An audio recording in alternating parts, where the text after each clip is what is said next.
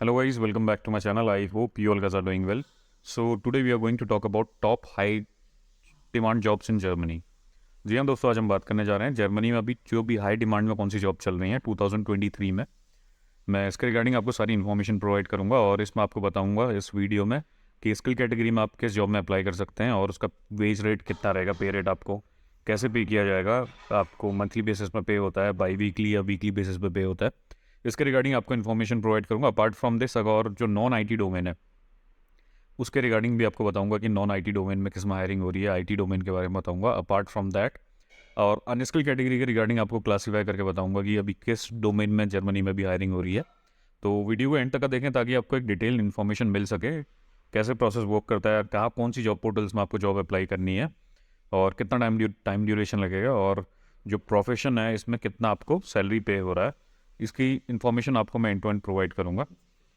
अगर जर्मनी के बारे में बात करना चाहूँ तो जर्मनी एक बहुत ब्यूटीफुल लोकेशन है और इसके अलावा जो मेनली जाने जाती है यहाँ पे, अगर आप पढ़ाई के लिए जाते हैं, अपनी स्टडी के लिए जाते हैं, तो बहुत फेमस डेस्टिनेशन मानी जाती है। बहुत लोग अपनी स्टडी यहाँ से कंप्लीट करते हैं और यहाँ के जो स्टडी करते हैं तो उनके चार्जेस भी बहुत नॉमिनल नॉमिनल रहते हैं। अगर आप यहाँ पे यूनिवर्सिटी वगैरह देखेंगे तो अगर पब्लिक यूनिवर्सिटी में अप्लाई करते हैं तो वहाँ पे आपकी फ़ी नहीं देनी होती, ट्यूशन फ़ी आपकी फ्री ऑफ कॉस्ट रहती है। इसके अलावा आपको सेमेस्टर में कुछ चार्जेस देने पड़ते हैं, वहाँ पे एनरोलमेंट चार्जेस वगैरह पे करने पड़ते हैं। अपार्ट फ्रॉम दैट, अगर आप वहाँ पे जाते हैं तो आपको ब्लॉक्ड अकाउंट शो करना पड़ता है। उसके अलावा आपकी एजुकेशन फ्री रहती है, आप वहाँ पे यूनिवर्सिटी चेक कर सकते हैं। एक तो प्रोसेस आपका ऐसा रहता है कि आप वहाँ पे स्टडी करें, उसके बाद जैसे आपकी स्टडी कंप्लीट होगी 18 महीने बाद आपको पोस्ट स्टडी वर्क वीज़ा मिलता है, जिसमें आप जॉब सर्च कर सकते हैं। एक बार जॉब सर्च करने के बाद आप जो आपका वर्क परमिट है, आप जो स्टूडेंट वीज़ा पे जाते हैं उसको कन्वर्ट कर सकते हैं वर्क वीज़ा में और उसका टाइम ड्यूरेशन आपका रिन्यू करते रह सकते हैं 5 साल तक का। Then you can apply for PR. इसके अलावा जो दूसरा स्टेप होता है, आप थर्ड नेशनल कंट्री में, आप यूरोप में, जर्मनी के बाहर है कहीं भी कोई अदर लोकेशन में और आप इंटरनेशनल जॉब में अप्लाई कर रहे हैं, जैसे आप इंडिया लोकेशन में, बांग्लादेश में, पाकिस्तान में और अदर नेपाल लोकेशन से आप अप्लाई कर रहे हैं, तो आपको कोई पोजीशन आप अगर जो मेन जॉब पोर्टल्स हैं यहाँ पे, लिंक्डइन है, लिंक्डइन के अलावा मोस्ट यूज़ होता है, then dice is mainly mostly required, बहुत ज़्यादा रिक्वायर्ड रहता है अगर आप इसमें जॉब अप्लाई करना चाहते हैं। तो इसके अलावा लिंक्डइन तो आपको बताना चाहता हूँ कि यूनिवर्सल पोर्टल है, वहाँ पे आप चेक कर सकते हैं। Apart from that Glassdoor portal है, आप वहाँ भी अप्लाई कर सकते हैं। और अब प्रोसेस के बारे में आपको बताने जा रहा हूँ मैं। वहाँ पे अभी जो टॉप जॉब्स कौन सी डिमांड में है, अगर आप देखें तो स्किल कैटेगरी में बताना चाहूँगा। सबसे फर्स्ट नंबर पर आपको बताना चाहता हूँ मेडिकल कैटेगरी में है। मेडिकल कैटेगरी में हेल्थ केयर वर्कर आ जाते हैं, जिसमें डॉक्टर आते हैं, रजिस्टर्ड नर्स की रिक्वायरमेंट रहती है। इसके अलावा जो डे केयर वर्कर्स रहते हैं, इसकी रिक्वायरमेंट रहती है। इसके लिए एक लाइसेंस ऑप्ट करना पड़ता है। अगर आप इंडिया से अप्लाई कर रहे हैं तो आपकी जो क्वालिफिकेशन है, आपकी क्वालिफिकेशन इक्विवेलेंट होनी चाहिए। जो जर्मन एजुकेशन एक्सेसिंग बॉडी है वो आपकी क्वालिफिकेशन को वेरीफाई करती है, अगर इक्विवेलेंट होता है तो आपका वो कंसिडर कर लिया जाता है। इसके अलावा जो नेक्स्ट स्टेप है, आप पे रेलेवेंट एक्सपीरियंस होना चाहिए, उसके बेसिस पर आप जॉब अप्लाई कर सकते हैं और आपको वहाँ पर अपॉर्चुनिटी मिल जाएगी। उसके अलावा आपको लाइसेंस वगैरह ऑप्ट करने पड़ते हैं वहाँ जाके, एज अ प्रैक्टिशनर वर्क करते हैं। देन आफ्टर सम टाइम आपको लाइसेंस वगैरह प्रोवाइड कर दिए जाते हैं, then you can work full time.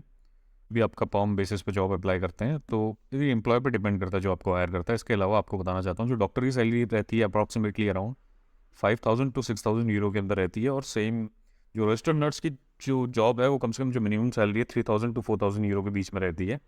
इसके अलावा जो डे केयर वर्कर होते हैं उनकी भी सैलरी ऐसी रेंज करती है 3 से 4000 के बीच में। और ये डिपेंड करता है कि आपकी शिफ्ट टाइमिंग क्या है। शिफ्ट के बीच में आपका जो मेन स्लैब आपका डिपेंड करता है, जो आपकी शिफ्ट टाइमिंग है इसमें भी होता है। जो नाइट शिफ्ट करता है तो उसको नाइट शिफ्ट अलाउंस भी मिलता है। तो ऐसे प्रोसेस वर्क करता है। इसके अलावा जो दूसरी कैटेगरी है जिसमें जॉब बहुत ज़्यादा भी रिक्वायरमेंट में है, बहुत ज़्यादा जिसके हाई डिमांड में, वो है इंजीनियरिंग डोमेन में।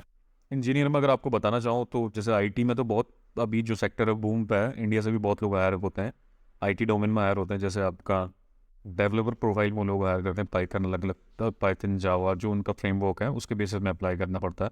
आप पे जो रेलेवेंट एक्सपीरियंस है आपको उसके बेसिस पे अप्लाई करेंगे। अपार्ट फ्रॉम दिस, और वहाँ पे ओपनिंग लिंक्डइन में आप चेक कर सकते हैं, आईटी सेक्टर में बहुत ज़्यादा ओपनिंग, सॉफ्टवेयर डेवलपर डोमेन में बहुत ओपनिंग रहती है। और जो कंपनी है यूनिवर्सल है, जैसे बाहर की फॉरेन कंपनीज़ में और वहाँ की लोकल कंपनीज़ में जो हायर करती हैं। इसके अलावा जो अगला डोमेन है साइबर सिक्योरिटी में भी बहुत ज़्यादा रिक्वायरमेंट है, बहुत ज़्यादा बूम पे है सेक्टर। जो इसमें प्रोफाइल है जिसमें हायर करते हैं, वो प्रोफाइल के नेम्स आपको बता देता हूँ। एसओसी एनालिस्ट में आपका सिक्योरिटी ऑपरेशन एनालिस्ट में हायरिंग होती है। इसके अलावा आपका जीआरसी एनालिस्ट में बहुत हायरिंग होती है। Global risk and compliance, security engineer के लिए हायरिंग होती है।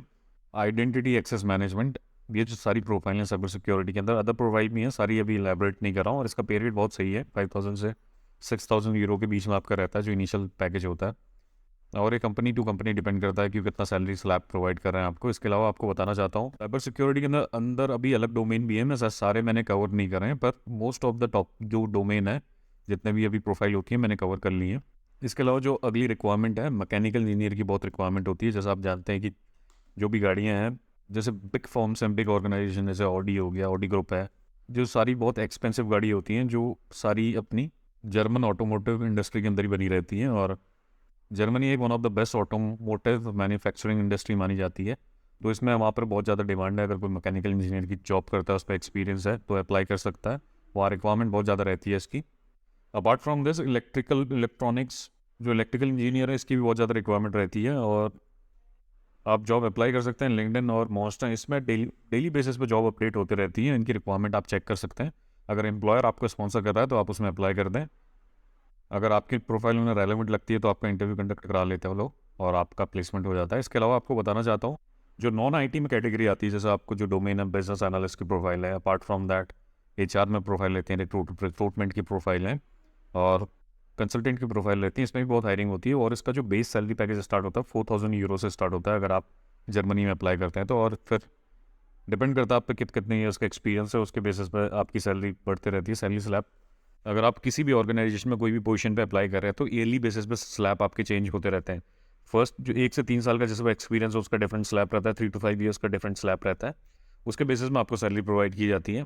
इसके अलावा जो अदर नॉन अनस्किल्ड में कैटेगरी आती है, उसमें आपकी हायरिंग होती है। कंस्ट्रक्शन लाइन में हायर होते हैं बंदे, और उसमें जो सैलरी पैकेज है अप्रॉक्सीमेटली आपका 15 to 1800 यूरोज़ के अंदर आपको सैलरी प्रोवाइड की जाती है। Apart from that, warehouse worker, cleaner, इस डोमेन में हायरिंग होती है, और इसके अंदर भी जो वेयर हाउस के अंदर फॉकलिफ्ट ऑपरेटर होता है उसकी सैलरी थोड़ी डिफरेंट रहती है, और जो वेयर हाउस वर्कर होता है उसकी डिफरेंट रहती है। जो वेयर हाउस वर्कर है उसकी जो रेंज करती है 15 to 1800 यूरोज़ के अंदर रेंज करती है। इसके अलावा जो फॉकलिफ्ट ऑपरेटर होता है उन पर एक स्पेसिफिक लाइसेंस रहता है, तो उनकी सैलरी थोड़ी ज़्यादा रहती है, अप्रॉक्सीमेटली 2000 यूरोज़ के अंदर रहती है। अभी मैंने जो आपको सारी जॉब बता रखी है बहुत ज़्यादा डिमांड में, इसमें हायरिंग हो रही है। आप डिफरेंट जॉब बोर्ड्स में जाके अप्लाई कर सकते हैं। अगर आप अप्लाई करेंगे तो डायरेक्ट आप कंपनी वेबसाइट में अप्लाई कर सकते हैं, और आपको वहाँ से रिवॉर्ड आ जाएगा। Then they will align your interview, और अगर आपका एक बार इंटरव्यू क्लियर हो जाता है तो कंपनी आपके बिहाफ में वर्क परमिट अप्लाई करती है। वर्क परमिट आप पे आ जाएगा, फिर आप इंडिया से वर्क वीज़ा के लिए अप्लाई कर सकते हैं VFS में अपॉइंटमेंट लेके। 1 महीने के अंदर का प्रोसेस होता है, आपको डॉक्यूमेंटेशन करना होता है। इस तरीके से आपको वर्क वीज़ा ऑब्टेन कर सकते हैं आप। फिर वहाँ जाके आप, जो आपका वर्क वीज़ा का टाइम ड्यूरेशन होता है 1-2 साल का होता है, then you can renew it. आप एम्प्लॉयर का जैसे ही आपका एक बार वर्क परमिट एक्सपायर हो जाता है, उससे पहले आपका एम्प्लॉयर आपको रिन्यू करने में हेल्प करता है, और आप अपना वर्क परमिट रिन्यू कर सकते हैं। Then after 5 years you can apply for PR, long term visa होता है। Then after some time you can apply for citizenship. That's how the process works.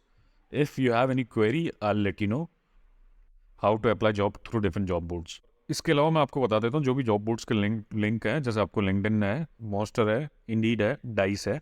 ये जो मेन प्लेटफॉर्म है, आप इसमें अप्लाई कर सकते हैं, और इसमें जॉब आप चेक कर सकते हैं। इंग्लिश लैंग्वेज में भी अपडेट रहती है। बहुत सारी जो भी जॉब पोस्टिंग होती है जर्मन में भी होती है। आपको समझ नहीं आएगी, आप उसमें अप्लाई नहीं कर सकते। आप अप्लाई भी करेंगे तो अगर आपको जर्मन नहीं आती तो आप नहीं कर पाएंगे उसमें। कुछ एप्लीकेशन पूरा फॉर्म फिल करने में थोड़ा इशू आता है। अगर आपको जर्मन आती है तो फिर वेल एंड गुड है, आपको कोई इशू नहीं होगा। और आप जो भी जॉब पोस्टिंग होगी उसमें चेक कर सकते हैं जर्मन लैंग्वेज रिक्वायर्ड है नहीं है। IT डोमेन होता है, मैकेनिकल इंजीनियरिंग जॉब्स होती हैं, इसमें तो जर्मन बहुत कम रिक्वायर्ड रहती हैं। जो फ्रंट एंड जॉब्स है, जैसे HR जॉब है, HR जॉब में भी बहुत सारी जॉब्स होती हैं, उसमें इंग्लिश स्पीकिंग रिक्वायर्ड रहती है। अदरवाइज जिसमें जर्मन का सर्टिफिकेशन रिक्वायर्ड रहेगा, आप चेक कर सकते हैं। अगर आप पे सर्टिफिकेशन है तो वेल एंड गुड है। अदरवाइज़ अगर आप जर्मन कोर्स करना चाहते हैं तो वो भी शॉर्ट टर्म में कर सकते हैं, जिसमें आपकी हेल्प होगी। आपको अगर फिर दोबारा अप्लाई करते हैं तो आपको ईजिली जॉब मिल जाती है, ऐसा कोई इशू नहीं होता। अगर सर्टिफिकेशन कर लें तो वेल एंड गुड है, आपके लॉन्ग टर्म में भी हेल्प होगा। और